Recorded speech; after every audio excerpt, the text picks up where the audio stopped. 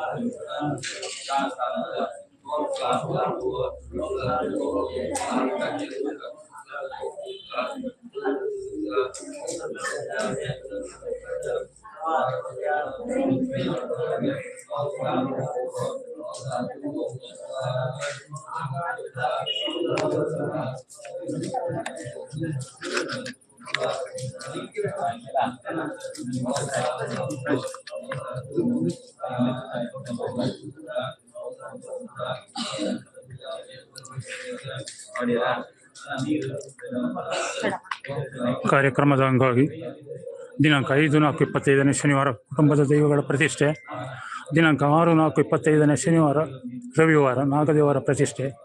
ಎಲ್ಲರಿಗೂ ಆತ್ಮೀಯವಾದಂಥ ಕರೆಯೊಳೆಗಳ ನಿಲ್ಲಿಸಿ.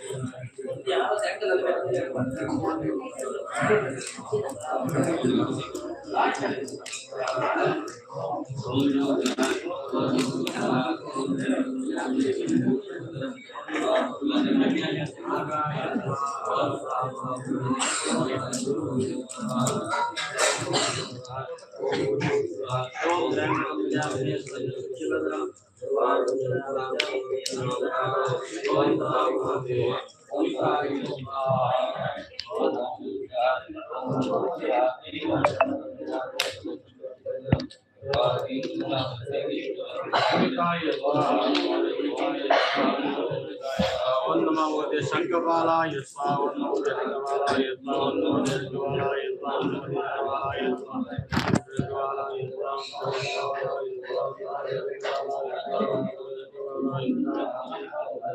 Swaha Namo Bhutaraya Swaha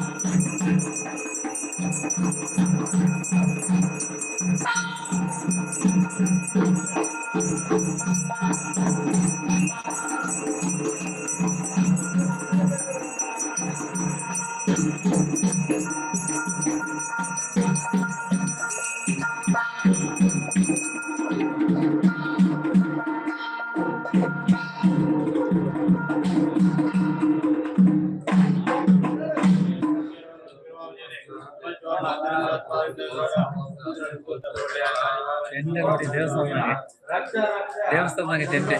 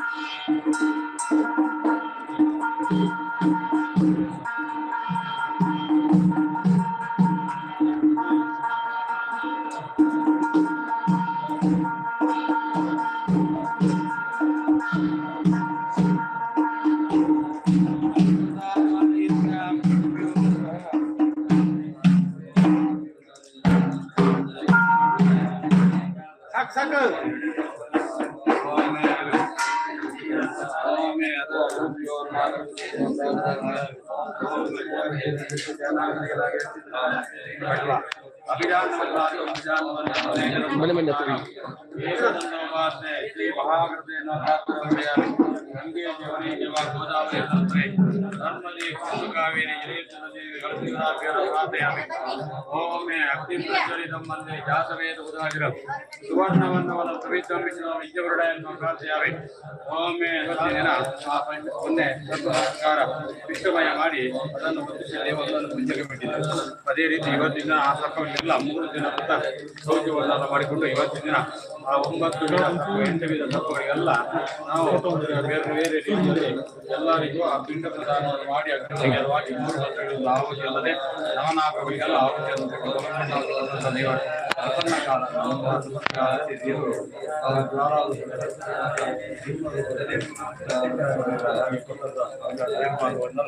ನಾಗದೇವರನ್ನು ಸ್ವೀಕಾರ ಮಾಡಿಕೊಟ್ಟು ಏನೆಲ್ಲ ಈ ಜಾತಿಯಲ್ಲಿ ಏನೇ ಆಗಲಿ ನಿರ್ಮೂಲನೆಯಾಗಿ ಬಂದಡೆಯಾಗಿ ಯಾವುದೇ ರೀತಿಯ ನಾವುಗಳೆಲ್ಲ ಪರಿಹಾರ ಬೇಕು.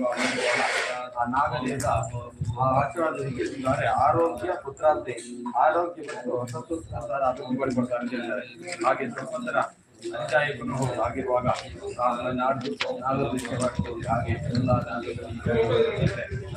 ಮೋಕ್ಷವನ್ನು ಕಳಿಸಬೇಕು. ಹೋದಂತವರಿಗೆಲ್ಲ ನಾಗಲೋಕವಾಗುವಂತೆ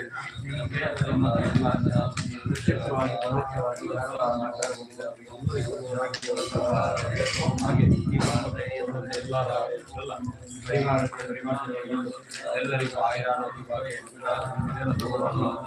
ಸಂಪತ್ತನ್ನು ತೆಗೆದುಕೊಂಡ ಆ ನಾಗದೇವರು ಮಾಡಬೇಕು. ನಾವು ವಿಶೇಷವಾಗಿ ನಾಗದಲ್ಲಿ ಮಾಡುವಂಥದ್ದಾದರೆ ಹೇಳಿ ಅಣಾಮಣಿ ಸಹಸ್ರಾಡ ರಾಯೋಜ್ವಲಂ ಮಹೋಜ್ವಲಂ ಸರ್ವನಾಗ ಪತಿಂಶೇಷಂ ವಂದೇ ನಾಗೇಂದ್ರಂ ಅವ್ಯಯಂ ಸ್ವಸ್ತಿ ಶ್ರದ್ಧ ಮೇಧ ಯಶಃ ಪ್ರಜ್ಞಾಂ ವಿದ್ಯಾಂ ಬುದ್ಧಿಂ ಶ್ರಿಯಂ ಬಲಂ ಆಯುಷ್ಯಂ ತೇಜ ಆರೋಗ್ಯಂ ದೇಹಿ ಮೇ ಪುರಗೋತ್ತಮ. ಶ್ರೀ ನಾಗದೇವರ ಪಾದಾರಕ್ಕೆ ಗೋವಿಂದಾನಿ ಗೋವಿಂದ ಗೋವಿಂದ.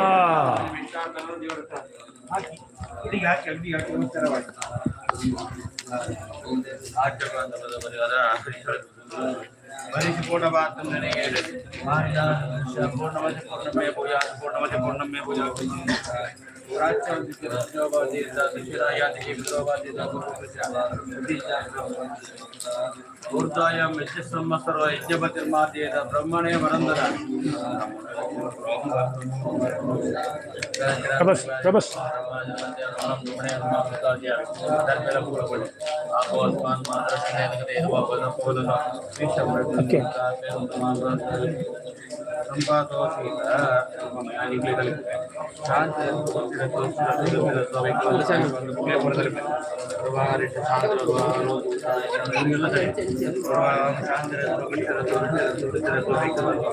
ಆಯುಷ್ಯ ಆರೋಗ್ಯ ಮತ್ತು ಶಿವಂಕರ್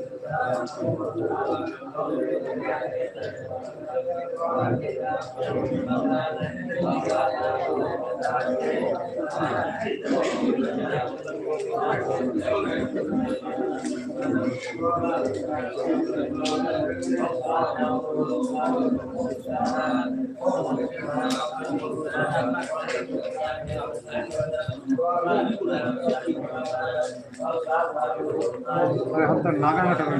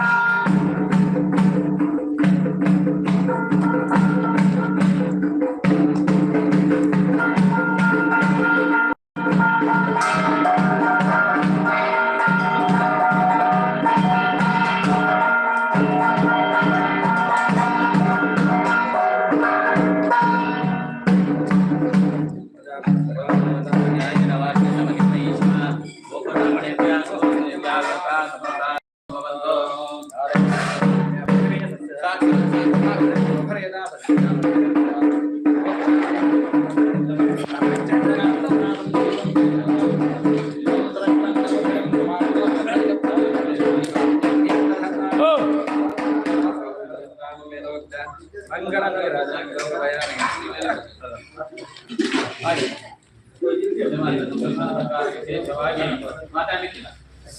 ದೇವರ ಪ್ರೀತ್ಯರ್ಥವಾಗಿ ಧನ್ವಂತರಿ ಹೋಮದಿಂದಾಗಿ ದೇವರ ಸಂಸ್ಕಾರ ದೇವರ ವಿಚಾರ ಯಾಕೆಂದರೆ ನಮ್ಮ ತಾಯಿ ಮನೆಯಲ್ಲಿ ಹಸಿವಲ್ಲಿದ್ದು ಪರವಾಗಿಲ್ಲ, ಊರಿನೆಲ್ಲ ತಾಯಿಗೆ ಬಿಟ್ಟು ಊರಿಗೆ ಪ್ರಸಾದ ಜನಗಳಾಗ್ತಾರೆ. ಹಾಗಾದ್ರೆ ನಮ್ಮ ತಾಯಿ ಹಸಿವಲ್ಲಿದ್ದಾಗ ಏನಾಗ್ತದೆ ಅಂತ ಹೇಳಿ ಅವಳಿಗೆ ಸಿಟ್ಟು ಬರ್ತದೆ. ಹಾಗಾದ್ರೆ ಬೇರಿಗೆ ನೀರು ಒಯ್ಯಬೇಕು, ಎಲ್ಲಿಗೆ ನೀರು ಒಯ್ಯಬಾರ್ದು.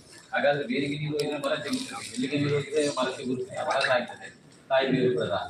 ಹಾಗಾದ್ರೆ ನಮ್ಮ ಕುಲದೇವರು ಯಾವುದು ತಂತ ಹೊತ್ತಿಗೆ ಆಗಲೇ ಅಲ್ಲಿಗೆ ಹೋಗಿ ಇಲ್ಲಿಗೆ ಹೋಗಿ ಶರಣೆ ಆಗುವುದು, ಅಲ್ಲಿಂದ ಉಪ್ಪು ತರುವುದು, ಇಲ್ಲಿಂದ ತಗಡು ತರುವುದು ನಮ್ಮ ರಕ್ಷಣೆ. ಎಲ್ಲ ಕಾಲಘಟ್ಟದಲ್ಲಿ ದೇವರನ್ನು ನಾವು ಬಂಧಿಸಿದಂತ ಫಲ ಬರ್ತದೆ. ಅದಕ್ಕೆ ಜೀವಾಭಿಚಾರ ದೋಷ ಅಂತ ಅಭಿಚಾರ ಸಮಸ್ತ ದೋಷಗಳಿಗೋಸ್ಕರವಾಗಿ ಧನ್ವಂತರಿ ಮಹಾವಿಷ್ಣುವಾಗಿ ಧನ್ವಂತರಿ ಹೋಮವನ್ನು ಮಾಡಿದ್ದಾರೆ.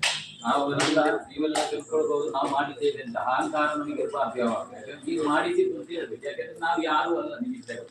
ಎಲ್ಲೆಲ್ಲಿ ಯಾವ ಯಾವ ಕಾಲದಲ್ಲಿ ಯಾವ್ಯಾವ ಎಲ್ಲೆಲ್ಲಿ ಆಗಬೇಕು ಆ ಸಂಕಲ್ಪ ಹೊರತು ನಾನು ಮಾಡಿದ್ದೇನೆ, ನಾನು ಇಷ್ಟು ಕೊಟ್ಟಿದ್ದೇನೆ ನನಗೆ ನೀವು ಕೊಡಕ್ಕೆ ಯಾರು? ಯಾಕಂದ್ರೆ ನಿಮಗೆ ಕಣ್ಣು ಕೈ ಕಾಲೆಲ್ಲ ಸರ ಕೊಟ್ಟು ಸರಿಯಾದ ರೀತಿಯಲ್ಲಿ ನರ ಎಲ್ಲ ಕೊಟ್ಟು ಆಯಾ ನಿಮಗೆ ಒಳ್ಳೆ ಉದ್ಯೋಗ ನಿಮ್ಮಲ್ಲಿ ಮಾಡಿಸಿದ್ದು ಹೊರತು ನೀವು ಮಾಡಿದ್ದಲ್ಲ. ಅನ್ಯತಾಂ ಶರಣವನ್ನಾಗಿ ಸ್ವಮೇವ ಶರಣಮ ತಸ್ಮಾತ್ ಕಾರಣ್ಯ ಭಾವೇನ ರಕ್ಷರಕ್ಷ ಪುರುಷೋತ್ತಮ ಅಂತ. ನೀನಲ್ಲದೆ ನನಗೆ ಯಾರು ಇಲ್ಲ ಅಂತ. ಯಾಕಂದ್ರೆ ಎಲ್ಲರನ್ನು ನೋಡಿ ಕಲಿಬೇಕಂತೆ. ಅಂಗವಿಲ್ಲದವರು, ಕೈ ಕಾಲಿಲ್ಲದವರು, ಕಣ್ಣಿಲ್ಲದವರಿಗಿಂತ ನಮಗೆ ಒಳ್ಳೆದನ್ನು ಕೊಟ್ಟಿದ್ದಾರೆ. ಅದಕ್ಕಿಂತ ನಾವು ಕೃತಾರ್ಥರು ಯಾವುದೂ ಅಲ್ಲ ಅಂತ ಆಗಿರುವಾಗ ನಾಡಿನವರಿಗೆ ನಾವು ಮಾಡಿದ್ದಲ್ಲ, ನೀನು ಮಾಡಿದ್ದು ಅನ್ನುವಂತ ಪ್ರೇರಣೆ ಇರಬೇಕು. ಆಗ ನಾವಿಷ್ಟು ಖರ್ಚು ಮಾಡಿದ್ದೀವಿ ಅಂತ ಹೇಳ್ಬಾರ್ದಂತೆ ದೇವರು. ನೀನು ಮಾಡಿಸಿದ್ದಿದ್ದು ಹೇಳಬೇಕಂತೆ. ಯಾಕೆಂತ ಹೇಳಿದ್ರೆ ನೀನು ಲೆಕ್ಕಾಚಾರ ಮಾಡಿದ್ರೆ ನಾಳೆ ಅವಳು ಲೆಕ್ಕಾಚಾರ ಮಾಡ್ತಾಳೆ, ನಾನು ಇಷ್ಟು ಕೊಟ್ಟು ಎಷ್ಟು ಕೊಡು ಅಂತ. ಆಗ ನಾವು ಅವರ ಲೆಕ್ಕಾಚಾರ ಮಾಡಿದ್ರೆ ನಮಗೆ ಗತಿ ಇಲ್ಲ. ಆಗಿರುವಾಗ ಹೇಳ್ತಿದ್ದಾರೆ ಕೊಟ್ಟದ್ದೆಲ್ಲ ಧನ್ವಂತರಿ ಮಹಾವಿಷ್ಣುದೇವರು ನಿಮ್ಮ ಮನೆತನಕ್ಕೆ ಯಾವ ಆರೋಗ್ಯ ಐಶ್ವರ್ಯ ಇತರರಿಗೆ ಮಾಡಿದಂತ ತಪ್ಪು ಆ ಅಭಿಚಾರ ದೋಷಗಳೆಲ್ಲ ನಿವೃತ್ತಿಯಾಗಿ ಕುಟುಂಬಕ್ಕೆ ಆವಿಷ ಆರೋಗ್ಯ ಐಶ್ವರ್ಯ ಸಕಲ ಇಷ್ಟಾರ್ಥಗಳಾಗಿ ಮುಂದಿನ ದಿವಸ ಪ್ರತಿಷ್ಠೆ ಆಗುವ ಕಾಲದಲ್ಲಿ ದೇವರ ಯಾವುದೇ ಪಾಪ ಕೋಪಗಳು ಇರದೆ ಒಳ್ಳೆ ರೀತಿಯಲ್ಲಿ ಪ್ರತಿಷ್ಠೆ ಆಗಿರುವ ಸತ್ಯದ ಮಾತನ್ನ ದೇವರೆಲ್ಲ ಅನುಗ್ರಹ ಮಾಡಿ ಅಂತೇಳಿ ಧನ್ವಂತರಿ ಮಹಾವಿಷ್ಣುದೇವರಲ್ಲಿ ಪ್ರಾರ್ಥನೆ ಮಾಡೋದು. ಧನ್ವಂತರಿ ವಿಷ್ಣುವೇ ನಮಃ ಪ್ರಾರ್ಥನಾ ಸಮರ್ಪಯಾಮಿ. ಅದೇ ಅಕ್ಷತೆ ಕೊಟ್ಟೆ ಮಾಡಲಿಕ್ಕೆ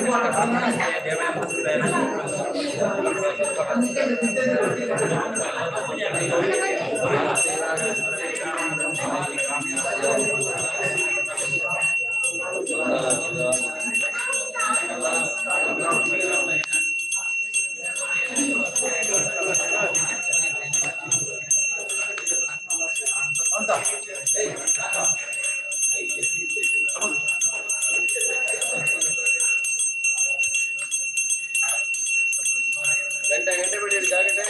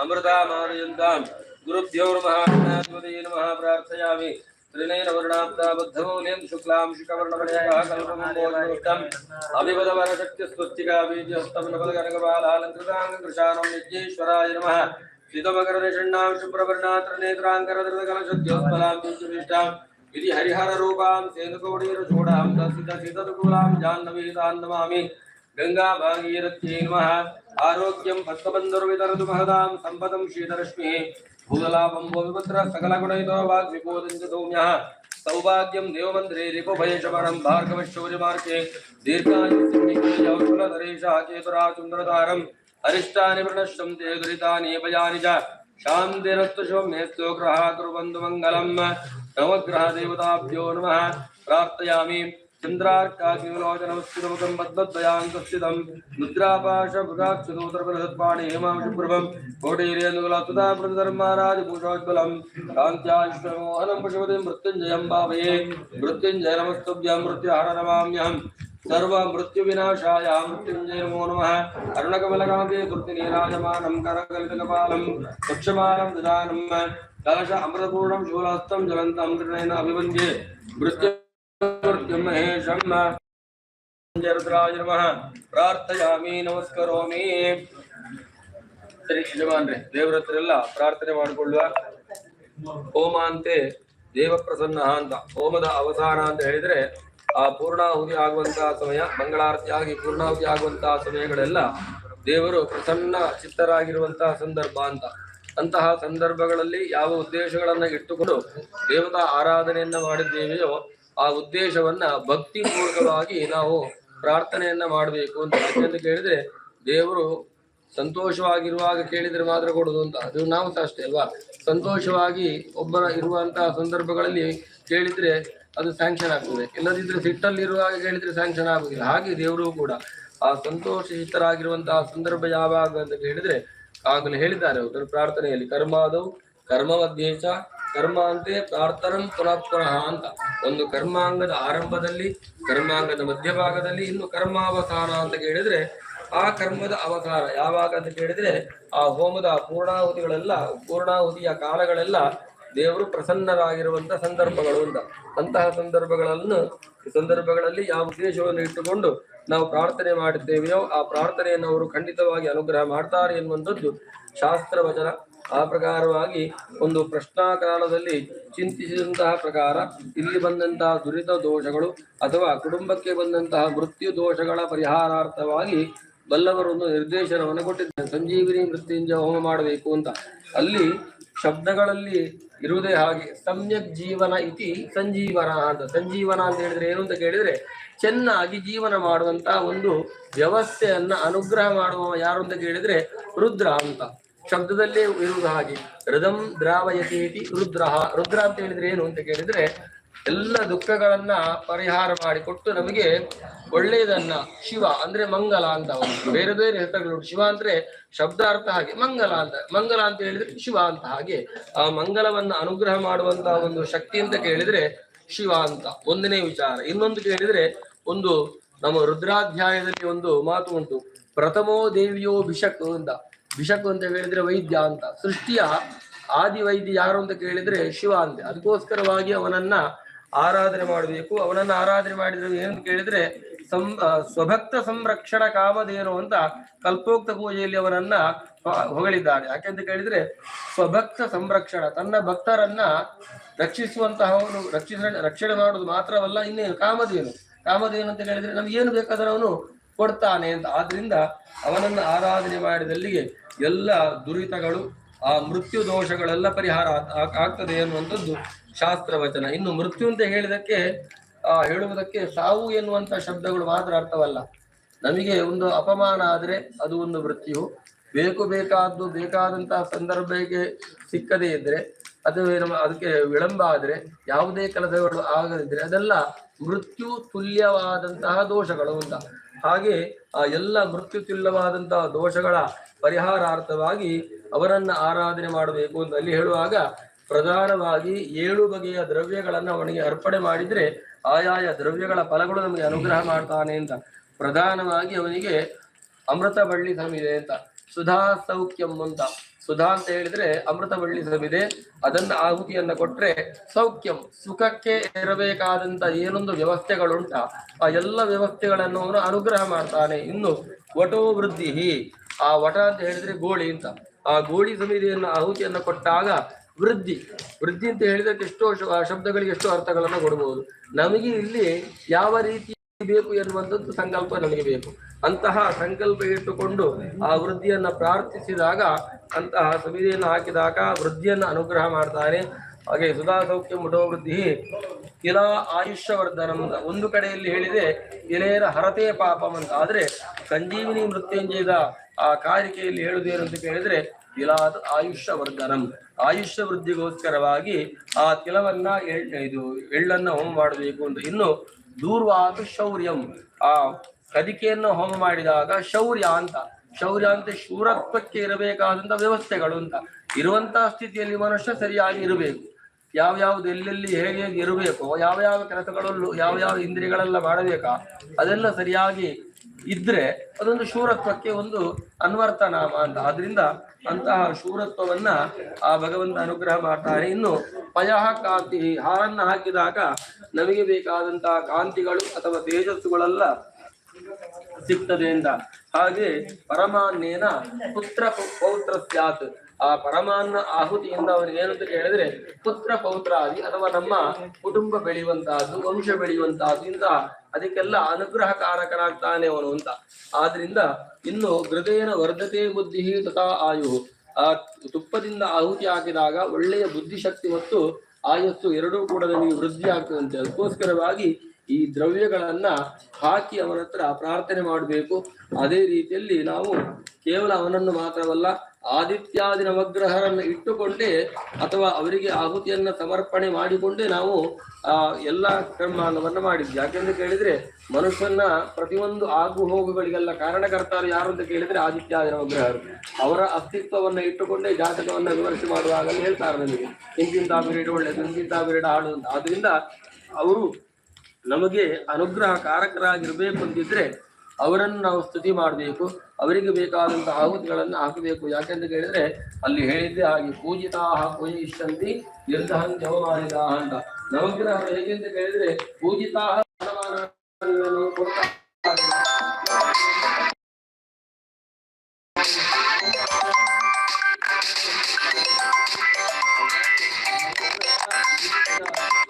ಜೀವನ ಮಾಡುವಂತಹ ಒಂದು ಕ್ರಮಗಳು ಮಾಡಿದಂತಹ ಅರ್ಘ್ಯವಾದ್ಯಾದಿ ಷೋಡಶೋಪಚಾರ ಪೂಜೆಗಳಿಂದ ಸಂತುಷ್ಟರಾಗಿ ವಿಶೇಷವಾಗಿ ಅಗ್ನಿಮುಖೀಯವಾಗಿ ಅರ್ಪಣೆ ಮಾಡಿದಂತಹ ದ್ರವ್ಯ ಆಹುತಿ, ಫಲ ಪೂರ್ಣಾಹುತಿಯನ್ನ ಏಕೈಕಾಹುತಿಯನ್ನು ಸಹ ಸಹಸ್ರಾರು ಆಹುತಿಗಳಾಗಿ ಸ್ವೀಕರಿಸಿ ನಮಗೆ ಅಂತ ಹೇಳಿ ಬಂದಂತಹ ಬರುವಂತಹ ಅಪಮೃತ್ಯು, ಯಾವ ಮೃತ್ಯು, ಘೋರ ಮೃತ್ಯು, ಶುದ್ರ ಮೃತ್ಯು, ಶುದ್ಧ ಮೃತ್ಯು ಆ ಎಲ್ಲ ಮೃತ್ಯು ದೋಷಗಳನ್ನ ಪರಿಹಾರ ಮಾಡಿಕೊಟ್ಟು ಪೂರ್ವ ದಕ್ಷಿಣ ಪಶ್ಚಿಮ ಉತ್ತರ ಅಧೋರ್ವೇಶ್ವಾಗದ ಬರತಕ್ಕಂತಹ ಸಮಸ್ತ ಭಯಗಳನ್ನ ನಿರ್ಭಯವನ್ನಾಗಿ ಮಾಡಿಕೊಟ್ಟು ಸಮಸ್ತ ತಾಪತ್ರಯಗಳನ್ನೆಲ್ಲ ಪರಿಹಾರ ಮಾಡಿಕೊಟ್ಟು ಯಾವ ಸಂಕಲ್ಪ ಇಟ್ಟುಕೊಂಡು ಈ ಒಂದು ಆರಾಧನೆ ದೇವಿಯೋ ಆ ಸಂಕಲ್ಪ ಸಿದ್ಧಿ ಮಾಡುವುದರೊಂದಿಗೆ ಎಲ್ಲರಿಗೂ ದೇಹಕ್ಕೆ ಬೇಕಾದಂತಹ ಆರೋಗ್ಯಪೂರ್ಣ ದೀರ್ಘಾಯುಷ್ಯ, ನೆಮ್ಮದಿಯ ಜೀವನ, ಆ ಎಲ್ಲರಲ್ಲೂ ಪರಸ್ಪರ ಪ್ರೀತಿ ವಿಶ್ವಾಸ ಅನ್ಯೋನ್ಯ ಐಕ್ಯಮತ್ಯದ ಜೀವನದೊಂದಿಗೆ ಮುಂದಕ್ಕೆ ಈ ಸ್ಥಳದಲ್ಲಿ ಒಂದು ಅಭಿವೃದ್ಧಿಯ ಕಾರ್ಯಗಳೆಲ್ಲ ಅಥವಾ ದೇವತಾ ಧಾರ್ಮಿಕ ಪ್ರಕ್ರಿಯೆಗಳೆಲ್ಲ ಆಗಲಿಕ್ಕುಂಟು.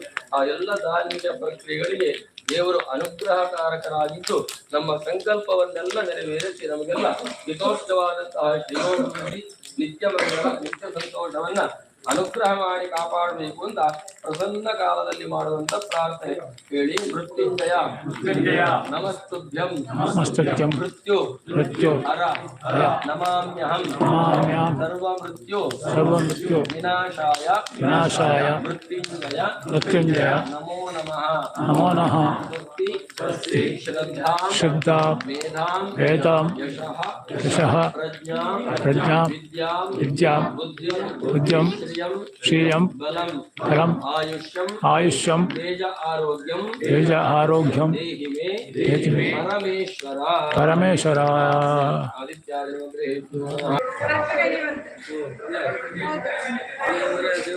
ಅದೇ ಸಗಣಿ ಹಾಕಿತ್ತು ವೆರಿ ಗುಡ್. ಮೊನ್ನೆ ಕೂಡ ಬಂದಿದೆ. ಒಳ್ಳೆ ಲಕ್ಷಣ, ಒಳ್ಳೆ ಲಕ್ಷಣ.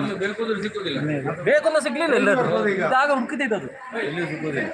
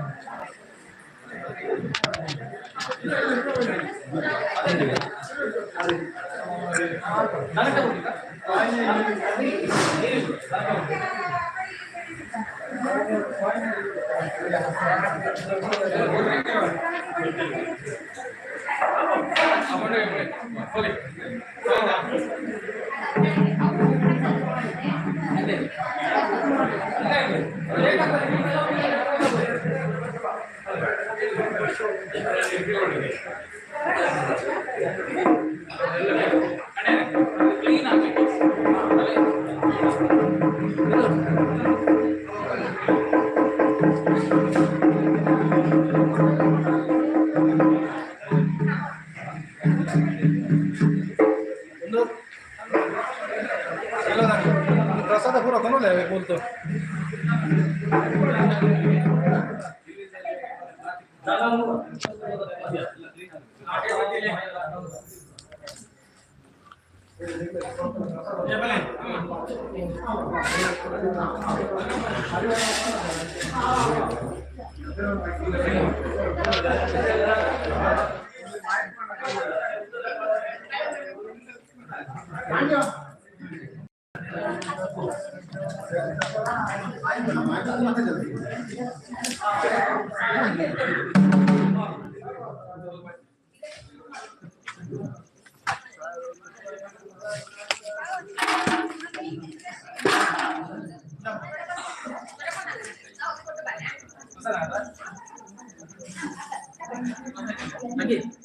Mana mana, kira adik kalian ini punya